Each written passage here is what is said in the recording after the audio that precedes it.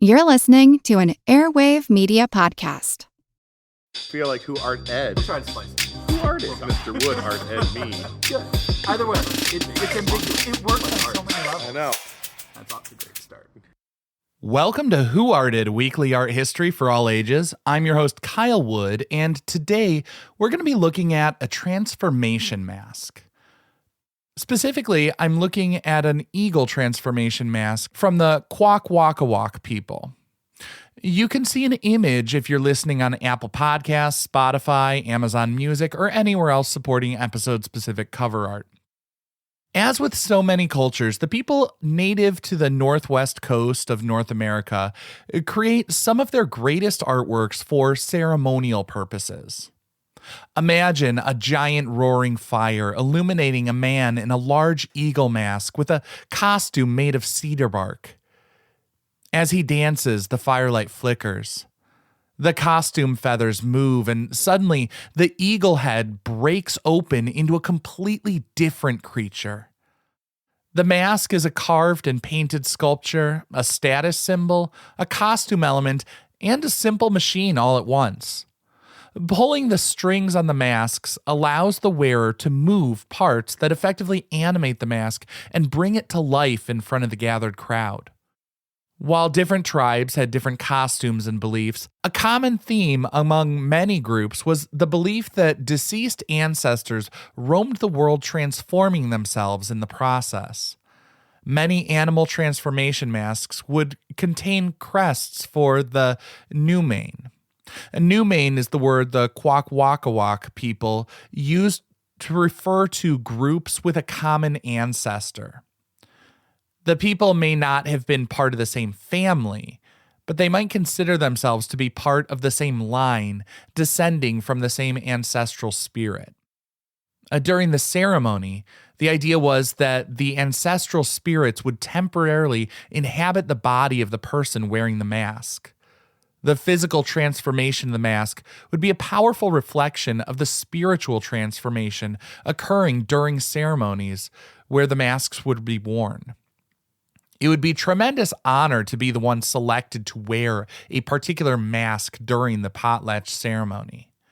The potlatch was a celebratory feast bringing together the community. Sadly, the potlatch ceremony was outlawed for a period during the 19th and 20th centuries, as some religious groups believed the ceremonies were pagan or demonic rituals. People spread baseless rumors of cannibalism, and the government cracked down on them, but not so much because of the fear-mongering. Really, they believed that these potlatch ceremonies were disruptive and cut down on people's work productivity.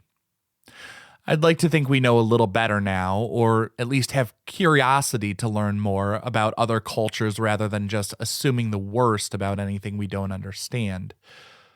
I also want to emphasize that while I'm talking about transformation masks, the potlatch, the Kwakwaka'wakw people, I am by no means an expert. This show is extremely broad but shallow. It's intended to be an entry point, and I would always encourage listeners to continue your learning and seek further information from credible sources.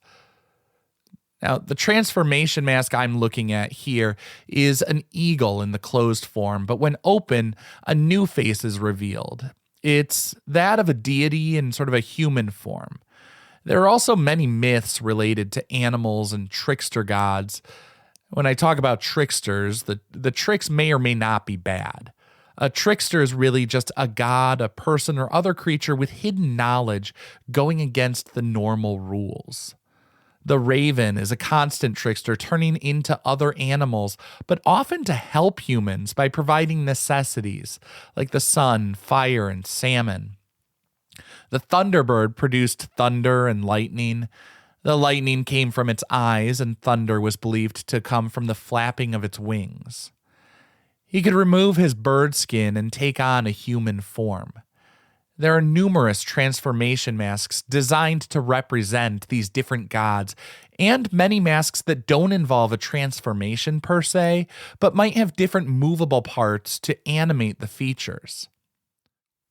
While there are many different designs of masks, only one person would be selected to wear any given mask. It was a tremendous honor to be the one selected to wear the mask. It was tremendous excitement for people to be bearing witness to the ceremony and seeing the transformation happening at the potlatch, making the transformation mask uplifting and inspiring for both the wearer and the viewer. This concludes this week's episode of Who Arted, part of the Airwave Media Podcast Network. If you found this tolerable, please leave a rating or review on your favorite podcast app. You can find images of the work being discussed this week and every week on social media at Who Arted Podcast on Twitter, Instagram, and TikTok, and of course on the website whoartedpodcast.com. Podcast done.